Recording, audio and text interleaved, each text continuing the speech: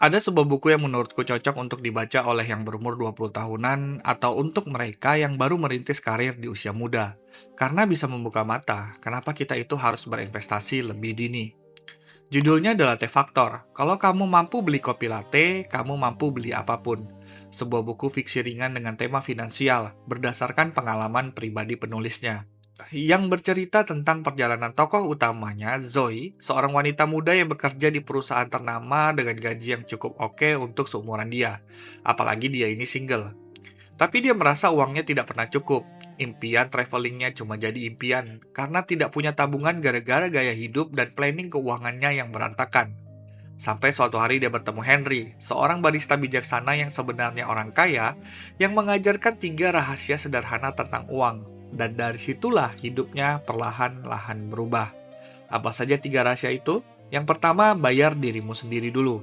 Kebanyakan dari kita, tabungan itu berasal dari sisa hasil penggunaan gaji atau penghasilan. Akibatnya, uang yang bisa ditabung hanya sedikit atau bahkan tidak ada sama sekali. Terbalik dengan yang Henry ajarkan, baginya lebih baik uang tabungan langsung disisihkan sekitar 10-15% untuk investasi. Sisanya baru buat tagihan dan biaya hidup. Cara ini sekaligus sedikit memaksa kita untuk hidup lebih efisien dengan sisa gaji atau penghasilan. Yang kedua, jangan bikin budget otomasi semuanya.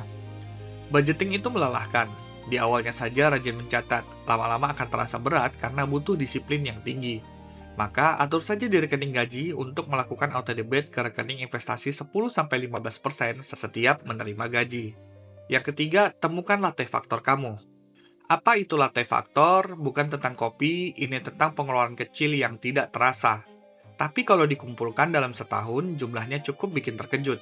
Sekarang coba evaluasi kebiasaanmu selama ini, misal saja, mulai dari kopi kekinian yang kamu konsumsi setiap hari di kantor, disertai dengan ongkir ojolnya kalau dihitung, bisa saja menembus Rp40.000 setiap harinya. Dalam sebulan ada 20 hari kerja, kalau dihitung rata biaya minum kopi itu 9,6 juta per tahunnya. Lalu langganan streaming mulai dari Netflix, Spotify, Disney+, YouTube Premium yang mungkin bisa menghabiskan 205.000 per bulan atau 2,46 juta per tahun. Selanjutnya, kebiasaan iseng jajan di minimarket setelah pulang kerja. Katakanlah 30.000 setiap harinya. Jika kita menghitung 20 hari kerja per bulan, itu sudah menghabiskan 7,2 juta per tahunnya. Kebiasaan-kebiasaan tadi, jika ditotal, itu 19,26 juta per tahun. Sekarang bayangkan kalau 19,26 juta itu diinvestasikan dengan return misal saja 10% per tahun. 10 tahun sekitar 306 juta. 20 tahun sekitar 1,1 miliar. 30 tahun sekitar 3,2 miliar. Sekarang tugas kamu, dari 3 case tadi, kopi, langganan streaming, kebiasaan jajan, mana yang bisa dipotong? Bukan berarti dilarang minum kopi. Kalau kopi membuatmu produktif dan semangat sepanjang hari, tentu tidak apa-apa. Apalagi kalau kamu mulai memikirkan untuk belajar membuat kopi sendiri, selain lebih hemat, jadi punya skill membuat kopi. Untuk langganan streaming, coba telah kembali dari semua langganan itu mana yang jarang digunakan. Prioritaskan yang paling sering digunakan. Lalu untuk jajan iseng di minimarket, apakah bisa disiapkan dari rumah saja? Atau sekalian hidup sehat dengan memilih cemilan sehat seperti buah-buahan misalnya?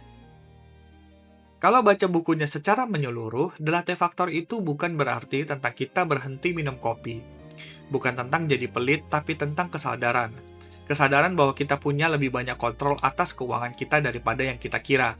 Kesadaran bahwa perubahan kecil yang konsisten lebih powerful daripada perubahan besar yang tidak sustainable. Dan yang paling penting, kesadaran bahwa kamu tidak perlu menunggu jadi kaya dulu untuk mulai mewujudkan hidup sesuai impianmu. Mulai dari kecil, mulai dari sekarang. Saya Angga Wahyudi, pamit.